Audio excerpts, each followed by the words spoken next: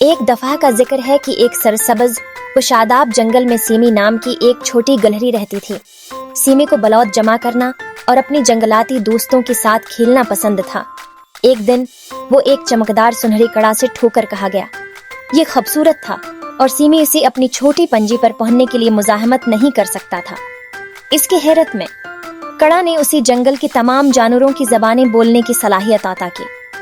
Semi بہت خوش ہوا اور سب سے گپ شپ کرنے لگا، لیکن جلد ہی اس نے ایک مسئلہ دیکھا۔ وہ جتنا زیادہ بولتا تھا، اس کے پاس اپنی دوسری سرگرمیوں کے لیے اتنا ہی کم وقت ہوتا تھا۔ اس نے کہانا اکٹھا کرنے اور اپنی دوستوں کے ساتھ کھیلنے میں کوتاہی کی۔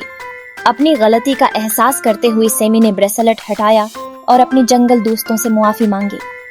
اس نے سیکھا کہ وقت قیمتی ہے اور اسی سمجھداری سے استعمال کرنا چاہیے۔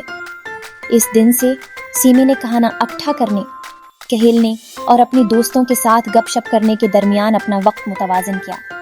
کہانے کا اخلاق: وقت قیمتی ہے اور اپنی ذمہ داریوں کو متوازن کرتے ہوئے اور دوسروں کے ساتھ بامعنی سرگرمیوں سے لطف اندوز ہو کر اسے دانشمندی سے استعمال کرنا ضروری ہے۔